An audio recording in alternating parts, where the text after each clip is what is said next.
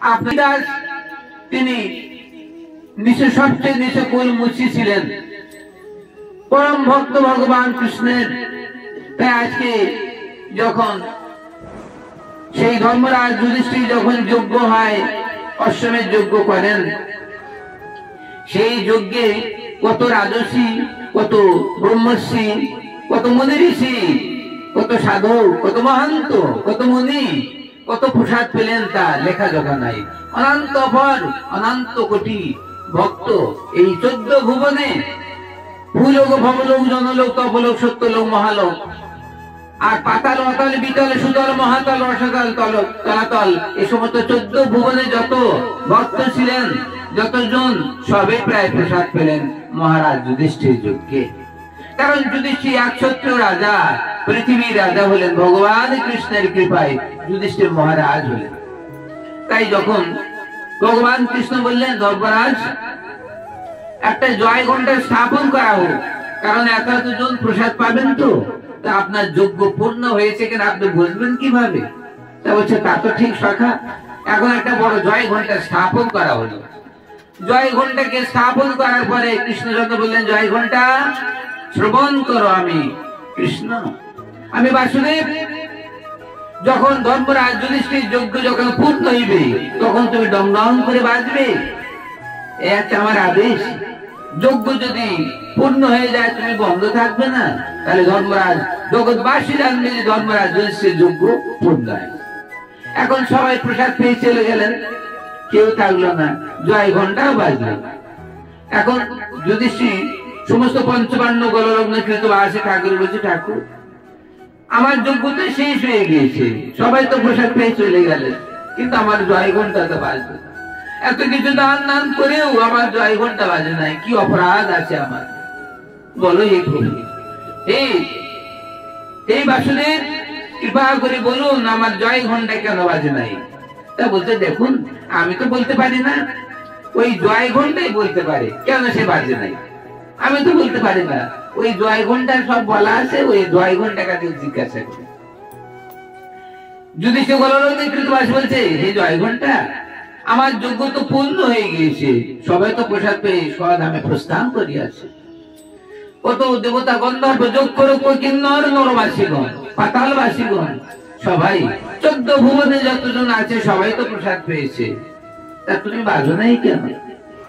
জয় ঘণ্টা কোনো কথা বলছে না। কেন বলছে না? আরে যন্ত্রী না হইলে যন্ত্র কেমন এতে বাজে, যন্ত্রী না হইলে যন্ত্র কেমন এতে বাজে। এখন যন্ত্রী কথা না বললে যন্ত্র বাজতে পারে না। কে সেই যন্ত্রী? কে সেই যন্ত্রী বলো? ভগবান কৃষ্ণচন্দ্র। তাহলে যন্ত্রী হচ্ছে ভগবান কৃষ্ণ, আর যন্ত্র কে? কি যন্ত্র?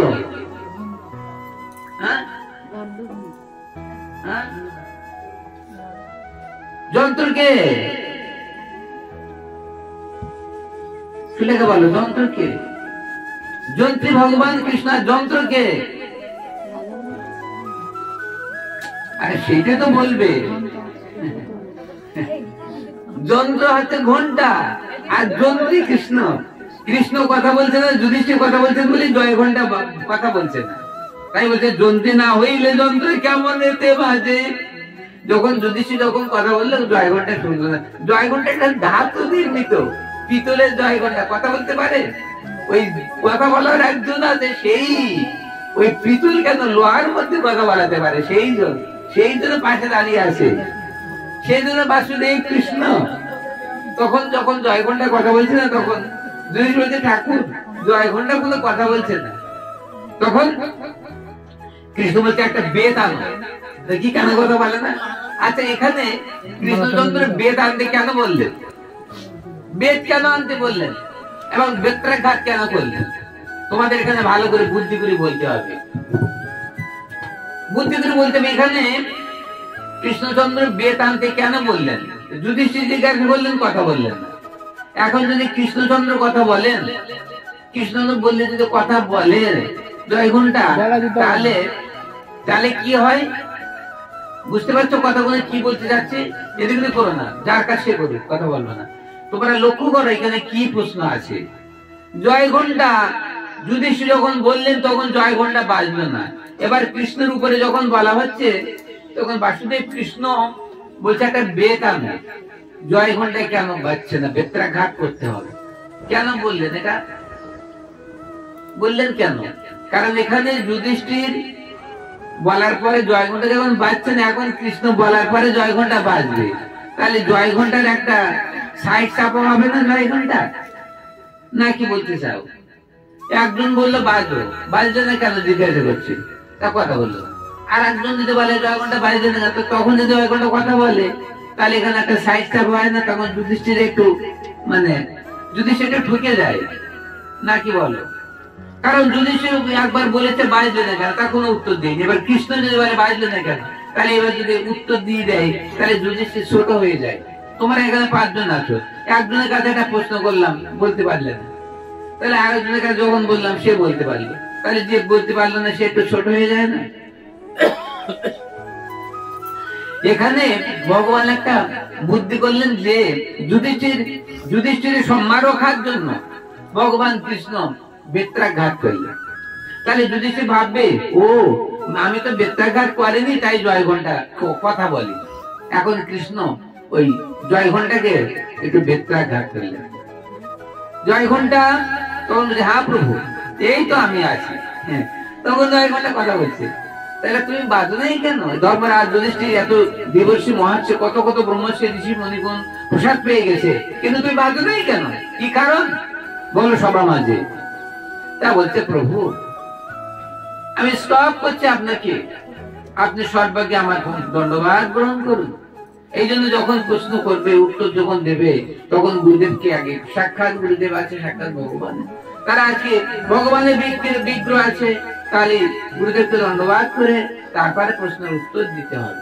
কারণ সর্বজ্ঞ গুরুদেবকে, গুরুদেব সর্বজ্ঞের দণ্ডবাদ নেবেন, তারপরে আর দণ্ডবাদ অন্য হবে। এখন জয় ঘন্টা তখন বলছে, প্রভু আমি ভয়ে বলবো না নির্ভয় বলবো? জয় ঘন্টা তখন মানুষের মতো কথা বলছে। পঞ্চবর্ণ স্তব্ধ হয়ে গেছে, স্তব্ধে পঞ্চবর্ণ বসে আছে। বলছে, হে প্রভু, ধর্মরাজ যুধিষ্ঠির যজ্ঞে ঠিক পূর্ণাঙ্গ বৈষ্ণব সভা হয়নি, যার ফলে আমি বাঁচতে পারছি না। সে কি এত অর্থ, এত সোনা দানা এরা মুক্ত জহরাত দান করিয়াছি, কিন্তু আমার যজ্ঞে যজ্ঞ পূর্ণ হয় নাই, জয় ঘন্টা বাঁচতে পারে নাই, আমার যজ্ঞ ঠিক ধর্ম পূর্ণ মতো পূর্ণ হয় নাই, জয় ঘন্টা বলতে চাচ্ছে। আর বলছে, প্রভু এই মহাত অনুষ্ঠানে কোনো ঠিক বৈষ্ণব, এখানে বৈষ্ণব অপরাধ হয়েছে প্রচুর, যার ফলে আমি বাঁচতে পারছি না, আমার বাজার মধ্যে বিঘ্ন হয়েছে, ঠিক বৈষ্ণব সেবা হয় নাই। তারপর উপায়? এখন কৃষ্ণচন্দ্র ওই জয় ঘন্টার মুখ দিয়ে বলালেন, জয় ঘন্টার মুখ দিয়ে বলালেন ভগবান কৃষ্ণ। ওই জয় ঘন্টা ভগবান, ভগবানে ভগবান। জয় ঘন্টা তো পিতলের ঘন্টা, কথা বলতে পারে। ভগবান কৃষ্ণ জয় ঘন্টার মধ্যে প্রবেশ করিয়াছে। জয় ঘন্টা পঙ্গু গিরি লঙ্ঘন করে, বোবা কথা বলতে পারে। ভগবানের কৃপায় যে পঙ্গু সে গিরি লঙ্ঘন করে সে এভারেস্টে উঠতে পারে। এবং ভগবানের কৃপা হলে না জানে কি হয়। এই আবার ভগবানের ইচ্ছা ছাড়া একটা তুলাও পর্যন্ত নড়ে না। যা কিছু বিশ্ব জগতে ঘটিয়াছে সব ভগবানের কৃপায় ঘটিয়া, ভগবানের ইচ্ছাই ঘটিয়া থাকে। একজন ব্যক্তি মারা গেল, একজন ব্যক্তি দোষী হয়ে গেল। এখন শাস্ত্রে বলছে যে কে কার মারতে পারে, কে কার ওরি, সবার সহায়কর্তা, সব আমি করি। বিশ্ব জগতে ওর যদি মৃত্যু আমি না দিই, ওর মৃত্যু হতে পারে না।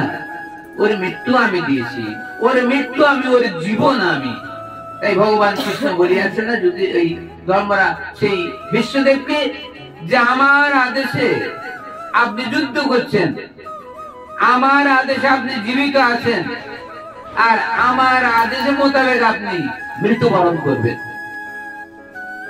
তাই তখন এই কথা শুনে বিশ্বদেব সংযত হয়ে গেছে যে আপনি আমার কথা মতো আমার আদেশে যুদ্ধ করতে নেমেছেন, আর আমার আদেশে আপনার মৃত্যু প্রাপ্তি হইবে। তাই শুনে সেই বিশ্বদেব কৃষ্ণের চরণে যায়, হে ঠাকুর, হ্যাঁ আপনার ইচ্ছায় আমার মৃত্যু হইবে, ঠিক তা ঠিক। তাহলে এখানে দেখা যাচ্ছে যে ভগবত ইচ্ছায় সবই হয়ে থাকে। এখানে সংসার মাঝে কি কার মারিতে পারে, কে কার ওলি, সবার সমান করতে সব আমি করি। তাই আজকে ভগবান কৃষ্ণের ইচ্ছায় সব ঘটিয়া থাকে। এবার জয় ঘন্টা যখন এই কথা বললেন তখন সবাই শুনতে পেলেন। তখন যদি ধর্মরাজ যুধিষ্ঠির বলছে ঠাকুর তাহলে কে বৈষ্ণব, কার সেবা হয়নি? তা বলছে ওটা জয় ঘন্টার কাছে জিজ্ঞাসা করে দেখ যে বৈষ্ণব কে এবং কোন বৈষ্ণবের সেবা হয়নি, কোন বৈষ্ণবের ত্রুটি হয়েছে যার ফলে জয় ঘন্টা বাঁচতে পারেনি। জয় ঘন্টা বলে ঠাকুর এই বৈষ্ণব অপরাধ হয়েছে এই মহাযজ্ঞে, এমন কোন বৈষ্ণব আছে যাকে আহ্বান করা হয় নাই। তখন যুধিষ্ঠির এবং পঞ্চপাণ্ডব কৃষ্ণের চরণে, হে ঠাকুর তুমি বলো, তুমি সব জানতা, তুমি বলে হে আমাদের আদি গোবিন্দ কে সেই বৈষ্ণব? তা বলছে এই বিশ্ব জগতে আহ্বান করার জন্য কে কে গিয়েছিল? তা বললে গিয়েছিল সেই মানে মানে অর্জুন আর মধ্যম পাণ্ডব ভীম, এই দুজন আহ্বান করে আসছিল সবাই। তাহলে কালি একজন ভক্ত মানে বাদ দিয়েছে। তা ঠাকুর বলছে দেখো আমি বলে দিতে পারি কিন্তু তার কাছে আমার কথা বললে হইবে, আমি যে বলে দিচ্ছি তাকে কিন্তু বললে হবে না, তাহলে সে জীবন আর আসবে না। তোমরা সরাসরি তার কাছে যে তার চরণ বন্দনা করে তোমরা ঘাড়ে করে তাকে নিয়ে আনো। সে বলে আসতে চাবে না, বলে একটা ব্যক্তি তোমরা তাকে আহ্বান করো নাই, সেই ব্যক্তি কিন্তু আমি বলে দিচ্ছি কথা বললে কিন্তু ওই ব্যক্তি আর আসবে না। তা তোমরা আমার প্রিয় শাখা তো, আমি বলে দিচ্ছি এই তোমাদের বাড়ির পাশে রুইদাস নামে একজন মুসি থাকে না, ওই রুইদাসকে আহ্বান করিয়াছিলে? তাহলে না ঠাকুর তো আমাদের বাড়ির পাশে মুসি, ও তো জুতো তৈরি করে বেচা কেনা করে, ওকে আবার কি আহ্বান করতে আমরা পছন্দ করি। হায় হায় সর্বনাশ করিয়াছে। তা বলতে যাও ওই মুচির কাছে যাও, ওই মনে হয় তোমাদের এই সমস্যার সমাধান করতে পারে। এর কি সর্বনাশ, এই বিশ্ব ব্রহ্মাণ্ডে কে সমস্যার সমাধান করলো না, আর এই মুসি রুইদাস আমাদের সমস্যার সমাধান করবে? তা ঠিক আছে। এখন ঠাকুরকে ধন্যবাদ করে ওনার দুজন চলে গেলেন। রুইদাস তখন ওই জুতো তৈরি করছে আর কৃষ্ণ গুণাগুণ, হরে কৃষ্ণ কৃষ্ণ কৃষ্ণ হরে হরে, হরে রাম রাম রাম হরে হরে, হরে কৃষ্ণ কৃষ্ণ কৃষ্ণ হরে হরে, হরে রাম রাম হরে হরে, হরে কৃষ্ণ কৃষ্ণ কৃষ্ণ হরে হরে, হরে রাম রাম রাম হরে হরে, হরে কৃষ্ণ কৃষ্ণ কৃষ্ণ হরে হরে, হরে রাম রাম রাম হরে হরে। এই নাম জপ করছে, জুতো সেলাই দিচ্ছে, নইলে ধারা ওই জুতোই পড়ছে টপ টপ টপ। এখন সেই ভীম অর্জুন দুই ভাই যে দাঁড়িয়ে আছে দেখছে কেমন এই রুইদাস, যার কথা ভগবান বলে দিলেন। এখন রুইদাসের নয়ন ধারা পড়ে যাচ্ছে, টপ টপ করে জলও গড়ায় পড়ছে ওই জুতোর উপরে যে জুতো সেলাই করছে। চারখানা জুতো মানে দুজোড়া জুতো তৈরি করে এক জোড়া জুতো ভক্তদের দান করেন, আর এক জোড়া জুতো বিক্রি করে নিজের এই আহারের জন্য ব্যবস্থা করেন, ঠাকুর সেবা দেন।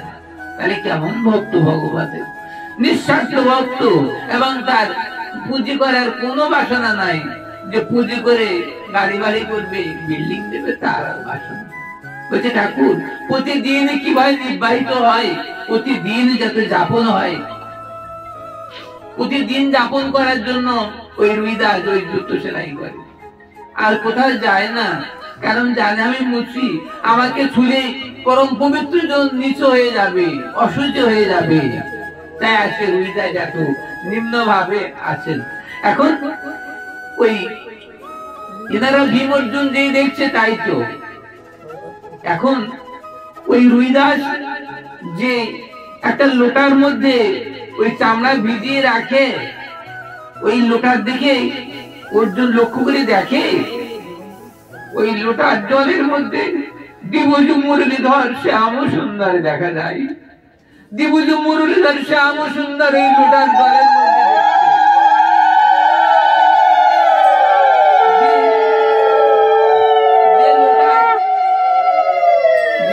মধ্যে যে ঘটির মধ্যে রুইদার চামড়া ডুবাচ্ছে, ওই চামড়া ডুবানো সেই জলের মধ্যে কৃষ্ণ রাধে গোবিন্দ দিভুজ মুরলীধর কৃষ্ণ দেখছে। আর কৃষ্ণচন্দ্র ওই রুইদাসের ওই নাম শ্রবণ করছেন এই জলের মধ্যে থেকে। কারণ বাইরে আসলে তো রুইদাসের আবার সে প্রেম নষ্ট হয়ে যায়, এই জলের মধ্যে আছে। অর্জুন দেখছে, তাই তো বলছে। তখন দ্বিতীয় পাণ্ডব বলছে, দাদা দেখুন তো এই জলের মধ্যে কি দেখা যায়। ভীম দেখে জলের মধ্যে কৃষ্ণ দিভুজ মুরলীধর। আচ্ছা ঠিক আছে, এই তো ভগবান। তখন ওই জল নিজে মস্তকে দিয়ে বলে, ঠাকুর কৃপা করুন, ক্ষমা করুন আমাদের, আমরা ভুল করিয়াছি, আমরা ভক্ত চিনতে পারে নাই। এখন ওনারা গললগ্নে কৃত শাস্ত্রাঙ্গে ধন্যবাদ করেছে, ভক্তবর আমরা আসিয়াছি আমাদের যজ্ঞ তোমাকে নিতে। তো বলছে, সে কি আমি জানো না, আমি নিম্ন, আমি মুচি, আমি সবার চেয়ে হীন, আমি তোমার যজ্ঞে যাবো তার মানে? না না না না, কখনো এরকম অসত্য কথা বলো না, আমি যেতে পারি। তখন ভীম বলে, না তোমাকে যেতে হবে, তুমি চলো আমাদের সঙ্গে। আমার ভাইয়ের আদেশ, ধর্মরাজ যুধিষ্ঠির আদেশ চলো। এখন যুধিষ্ঠির আদেশ মহারাজের আদেশ না গেলে তো নয়। তাই উনি বললে ঠিক আছে। তা বললে কি করতে দিতে হবে আমাকে? তা বললে আমাদের যজ্ঞে প্রসাদ পেতে হবে। তা রুইদাস বলছে, হ্যাঁ যজ্ঞে আমরা প্রসাদ পেতে পারি, কিন্তু আমার একটা কথা আছে, এই আমাকে তোমাদের গেটের বাইরে আমাকে দুটো প্রসাদ দেবে, আমি কিন্তু গেটের মধ্যে প্রবেশ করবো না, তাহলে জগৎবাসীর ক্ষতি হইবে। গেটের বাইরে দুটো প্রসাদ দেবে, আমি সেই প্রসাদটা নিয়ে আমি চলে আসবো, প্রসাদটা পেয়ে আসবো। তা বলতে ঠিক আছে, আগের জায়গায় চলো তো, তারপর সে যায় বলে ওনারা। ভীম তখন ধারে করে বললেন যে আমি জগতে আমার জীবনকে ধন্য করিলাম, আমি একজন ভক্তকে ঘাড়ে নিয়েছি। তাই আজকে ভক্তকে ঘাড়ে নেওয়া, ভক্তকে কোলে নেওয়া কত বড় সৌভাগ্য থাকে, তাই ভক্তকে ঘাড়ে নিতে পারে। তাই আজকে রুইদাসকে ঘাড়ে নিয়ে ভীম কৃষ্ণ নাম করতে করতে আসলেন। আসার পরে যুধিষ্ঠির ইঙ্গিত করলেন স্বর্ণ সিংহাসনে বসাতে। এখন অন্দর মহলে নিয়ে স্বর্ণ সিংহাসনে বসতে দিলেন সেই রুইদাসকে। রুইদাস বলছে, কি হায় সর্বনাশ হয়েছে, আমাকে স্বর্ণ সিংহাসনে বসতে দিয়েছো, তোমাদের এই যজ্ঞ সব নষ্ট হয়ে যায়। তাই ঠিক আছে, আমাদের যজ্ঞ নষ্ট হোক না, স্বর্ণ সিংহাসনে বসে। এবার যুধিষ্ঠির আদেশ করলেন পঞ্চালীকে, মানে দ্রৌপদীকে বললেন, দ্রৌপদী তুমি উত্তম ভাবে রন্ধন করবি, উত্তম রন্ধন তুমি উত্তম ভাবে রন্ধন করো, যেন রুইদাসের ভোজনটা সুন্দর হয়। এখন ভালো, উনি তো লক্ষ্মী সাদিশা, এই পাঞ্চালী ইনি সাধারণ মানবী নন, ইনি লক্ষ্মী অংশ এই পাঞ্চালী মানে দ্রৌপদী। মুহূর্তের মধ্যে রান্না হয়ে গেল। এবার রান্না হওয়ার পরে প্রসাদ পাওয়ার জায়গা সেখানে ঠিকঠাক করে স্বর্ণ পাত্রে প্রসাদ সব ঠিকঠাক করে দিলেন। দিয়ে রুইদাসকে বললেন, হে ভক্তবর আপনি প্রসাদ গ্রহণ করুন। রুইদাস বললেন, না আমি এই জায়গায় বসে প্রসাদ পেতে পারি না, আমার গেটের বাইরে আমার একটা পাতায় আমাকে প্রসাদ দেওয়া হোক। তা কেউ শুনলেন, না না না, আপনি দয়া করে আমার এই রাজ্যে আমার এই অঙ্গিনায় প্রসাদ পান। গললগ্নে কৃতিবাসী সেই যুধিষ্ঠির, ধর্মরাজ যুধিষ্ঠির সেই কার কাছে? রুইদাসের কাছে প্রার্থনা করছে, এই ভক্তবর কৃপা করে আমার আঙ্গিনে আপনি প্রসাদ গ্রহণ করুন। আমি যুধিষ্ঠির আপনার চরণে মিনতি করছি, আমার আদেশ নহে, আমার মিনতি, আমার মনের বাসনা সফল করুন। তখন দেখলে তাই তো মহারাজের মনের বাসনা, আমি কি করি? এখন উনি বসলেন, গোবিন্দ গোবিন্দ বলি বসিলা রুইদাস, গোবিন্দ হ্যাঁ গোবিন্দ বলি রুইদাস ভোজনে বসিলাম, চোর বসে চললে ডুবেও জাহাজে দেখিলাম। ভাবছে, এই উত্তম ভোগ ঠাকুর পাচ্ছে, প্রসাদের গন্ধে ভরপুর হয়েছে আঙ্গিনা। তা বলছে, হে গোবিন্দ, হে কি বাম্মাই, হে দয়াল, তোমার ভোগ আমি কি গ্রহণ করবো? আমি তো নিচু অধম, আমি জানি না তোমার ভোগ গ্রহণ করতে। এই বলিয়া রোহিদাস আর ডাল ডাল্লা লুচি পুরি আরে শুক্তো আদি যাহা আরে একত্রে মিশ্রিত করিল তাহা।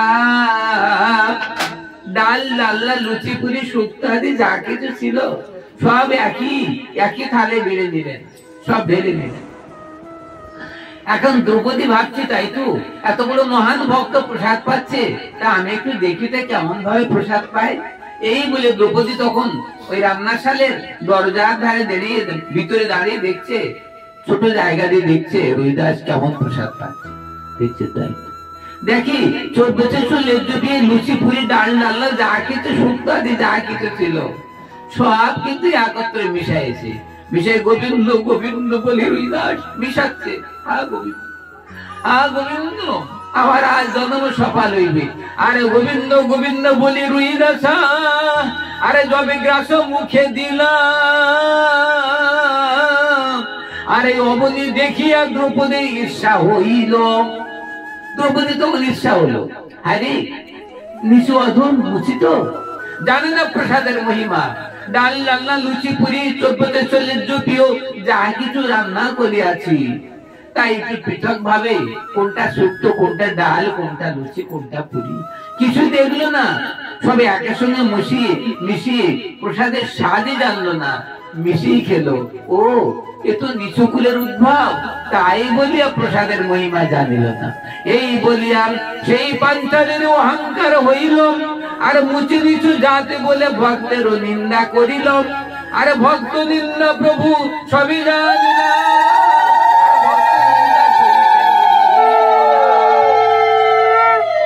ভক্ত নিন্দা গোবিন্দ সইতে পারলেন না। গোবিন্দ বলে আমার নিন্দা করে আমি সইতে পারি, আমার ভক্তের যদি চরণে হয় কুশাঘাত আমার বুকে হয় বজ্রাঘাত। তাই আজকে ভগবান এটাই ঘোষণা করিয়াছেন। তাই কৃষ্ণ ভক্তের কোনো বিনাশ নাই।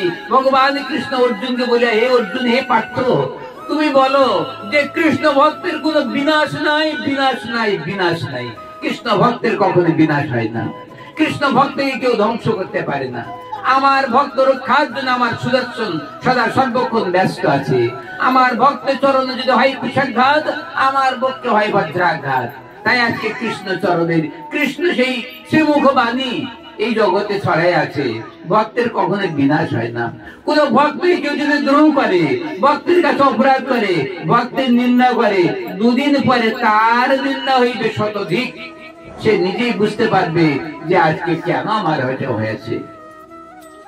তাই সাবধান, ভক্ত অপরাধ যেন না হয়, গুরু অপরাধ যেন না হয়।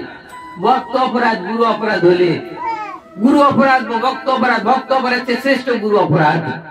কারণ ভক্ত গুরুদেব ভক্ত কিন্তু আবার তিনি গুরুদেব। তাই জন্য দুটো ফাংশন ওই গুরুদেবের কাছে। গুরুদেব ভক্ত, অন্য জনের কাছে ভক্ত, আর তোমার কাছে ভক্ত আবার তোমার কাছে গুরুদেব। কারণ তুমি তার কাছে দীক্ষা নিয়েছো। গুরুদেব ভক্ত আছে আবার তুমি দীক্ষা নিয়েছো, তাই তোমার কাছে দুটো ফাংশন আছে। তাহলে ডবল অপরাধ তোমার হইবে যদি গুরু অপরাধ হয়ে থাকে। বৈষ্ণব অপরাধ হলে রক্ষা নাই, আর গুরু অপরাধ হইতে আরো ভয়ঙ্কর।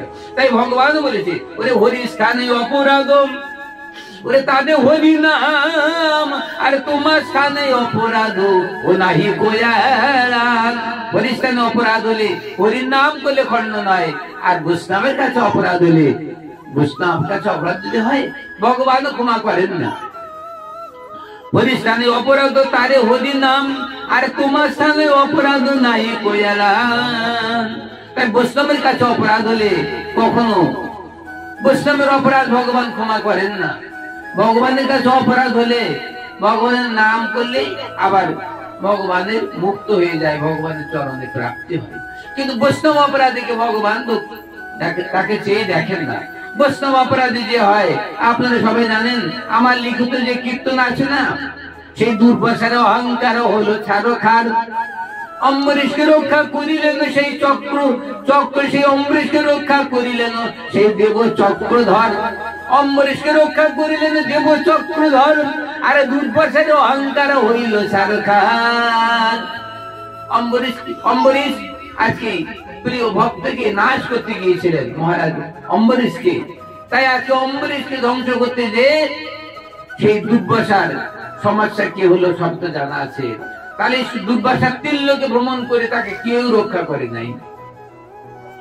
সেই অম্বরীশ আবার দয়া করলেন, তবে তার ক্ষমা হলো, নাই সুদর্শন তাকে বধ করে দিতেন। তাহলে আপনি চিন্তা করে দেখুন, এই কিন্তু সংসার মাঝে বৈষ্ণব অপরাধ, গুরু অপরাধ কত ভয়ঙ্কর। এই জন্য সাবধান যেন অপরাধ না হয়, নিরপরাধ ভাবে বর্জন করার চেষ্টা করবে, কোন বৈষ্ণব অপরাধ, গুরু অপরাধ যেন প্রবেশ না করে। তাহলে সারা জীবনের ভজন সাধন ব্যর্থ হয়ে যাইবে। সারা জীবন ভজন করা যাচ্ছে, 1 লক্ষ মালা জপ হচ্ছে, এদিকে গুরু অপরাধ, বৈষ্ণব অপরাধ আছে, কোন জপ ফল প্রসব করছে না। রাত্রে শুয়ে ভয় দেখানো হচ্ছে, রাত্রে শুয়ে কেউ মশির ভয়, কেউ বাঘের ভয়, কেউ সর্প ভয়, কেউ অনাচারী হয়ে কেউ আখাদ্য কুখাদ্য খাচ্ছে রাত্রের স্বপ্নের মধ্যে। এদিকে 1 লক্ষ মালা জপ করছে, সদ্গুরু শরণ আশ্রয় করা আছে। তার কারণটা কি? শয়নে স্বপনে নিদ্রা জাগরণে ভগবান ছবি দেখতে পায় না, গুরুদেবের ছবি দেখতে পায় না। যার অন্তরে শয়নে যারা গুরুদেবের ছবি দেখতে পায় তারা পবিত্র, এবং তাদের মনও পবিত্র। এমন একটা দিন আসে তারা কৃষ্ণ প্রাপ্ত হয়ে যাবে। যদি ভগবান ও মহাপ্রভু ছবি দেখা যায় তাহলে তো বহুত আচ্ছা। এখানে একটা কথা বলে রাখি, কোন ভাগ্যে কোন জীবের শ্রদ্ধা যদি হয়, তবে সেই জীবই সাধু সঙ্গ যে করায়। সাধু সঙ্গ তো হইতে হয় শ্রবণে কীর্তন, আর সাধন ভক্তের অনার্থ নিবর্তন।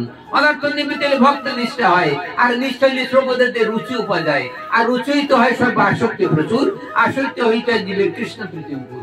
সেই ভাব গাঢ় হইলে ধরে প্রেম নাম, সেই প্রেম প্রয়োজন সর্বানন্দ ধাম। আমরা সেই প্রেমের আমরা সাধন করি। যে প্রেমে ভগবান কৃষ্ণ যে ভুজ মুরলীধর যে প্রেমের বয়াস হয়ে আছেন, সেই প্রেম কার কাছে আছে? সেই প্রেম কে দিতে পারে? এই ভগবত প্রেম কার কাছে আছে? সাধুগুরু বৈষ্ণবের কাছে। এই ভগবত প্রেম সাধুগুরু বৈষ্ণবের কাছে, সাধুগুরু বৈষ্ণব। তাহলে আজকে সাধুকে আর বৈষ্ণবকে আর গুরুকে, সাধু কাকে বলে আর বৈষ্ণব কাকে বলে আর গুরু কাকে বলে? বলে রসের কথা বেরিয়েছে। বৃন্দাবনে গেলে ওই বাবাজি মহারাজরা যারা সতভাবে একনিষ্ঠ ভাবে গোবিন্দকে সাধন করেন তারা সাধু, আর যারা সংসারের মধ্যে থেকে কামনা বাসনার মধ্যে থেকে গুরুচরণ আশ্রয় করে সাধন ভজন করেন সংসারে জীব, তারা কি বলো? গীতা বলো। যারা সংসারের মধ্যে থেকে সাধন ভজন করেন, দীক্ষা নিয়েছে, তারা কি বলে? গিরি বৈষ্ণব। তাদেরকে বৈষ্ণব বলে। ওরা কাজ করছে না, এটা সুইচ অন অফ করতে হয়। যাকে বলতে বলে তার কাছে সেইটা বলতে, তার কাছে এটা দিতে হয়। তাহলে আজকে তারা বৈষ্ণব, গিরির মধ্যে থাকলে বলি গৃহ, আবার বনে থাকলে বনের মধ্যে থাকলে সে বনবাসী, আবার গিরে থাকলে গৃহবাসী। তাহলে আজকে তারা যারা সংসারের মধ্যে আছেন, স্ত্রী পুত্র নিয়ে যারা সংসার করছেন, তাদেরকে কি বলে? গৃহ বৈষ্ণব। তাও তারা বৈষ্ণব, কিন্তু কারণ ভগবানকে সাধন করে। আর যখন ত্যাগ করে সংসারকে ত্যাগ করে বা সংসারের মধ্যে থেকেও তার ত্যাগী হয়ে থাকে, বা ত্যাগ করে যারা সংসারের বিষয়ে বাসনাকে ত্যাগ করে, সর্বস্ব ত্যাগ করে, সংসারের সুখকে জলাঞ্জলি দিয়ে যারা একমাত্র গোবিন্দ চরণ সাধন করেন, তাদেরকে কি বলেন? দৌড় কোপেনধারী মাথা মণ্ডপকারী যারা, তাদেরকে কি বলে? তাদেরকে সন্ন্যাসী মহারাজ বলা হয়। মহারাজ কেন বলে? কারণ তারা তো ভিখারি, তাদের তো বৃক্ষ তলে থাকে, তারা ভিখারি হয়ে থাকে। কিন্তু মহারাজ বলে কেন? কি কারণে মহারাজ হতে পারে? কি সম্পদ আছে তাদের যে তাকে মহারাজ বলা হয়? এটা তোমাদের জানতে হবে আজকের অনুষ্ঠান। তোমাদের গুরু মহারাজ সাধারণ বাবাজি মহারাজ কেন? তার তো কিছু নাই জগতে। তাহলে কি আছে? তার কি আছে?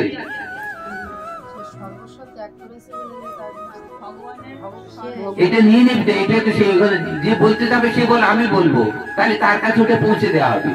যে বলতে পারবে সে বল আমি করে দেবে, অন করতে হবে। এই সুইচ আছে, সুইচটা অন করতে হবে। তাহলে কি ধন আছে তার কাছে? কি সম্পদ আছে তার কাছে? কি সম্পদ আছে? আমাদের দেশের যে মহারাজ আছেন, সে মহারাজের নাম কি? ভারতবর্ষে যিনি মহারাজ আছেন তার নাম কি? যিনি প্রধানমন্ত্রী ভারতবর্ষে আছে তার নাম কি? আছেন মোদী সরকার। মোদীজি, তিনি ভারতবর্ষের প্রধানমন্ত্রী, তিনি ভারতের রাজা। তাকে কেন রাজা বলা হয়? কারণ তার কাছে কিছু অভাব নাই।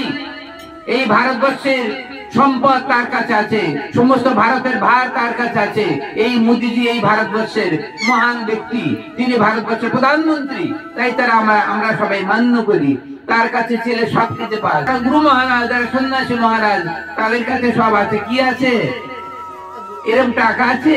মোদীর কাছে কোটি কোটি টাকা পাওয়া যায়, কিন্তু তোমাদের যিনি সন্ন্যাসী মহারাজ তার কাছে কি আছে? টাকা আছে? তার কাছে কিছুই নেই। কি আছে? তার কাছে সমস্ত সবকিছু মানে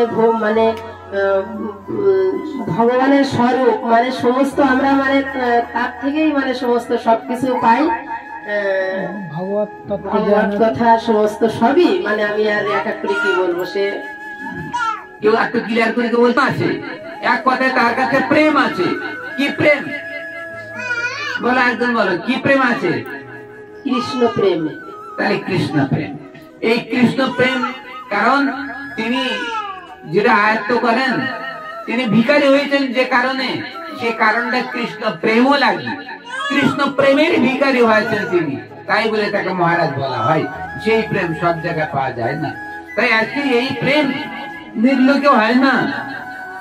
রাধা গোবিন্দ প্রেম যেন জন্মনদহীন, এই প্রেম নির্লোকে না হয়। যদি হয় তার যোগ, না হয় তার বিয়োগ, বিয়োগ হইলে কেউ না যায়। রাধা গোবিন্দ প্রেম অতীব দুর্লভ। এই প্রেম পাওয়া যায় না, যদি একটু পাওয়া যায় তো অতীব দুর্লভ।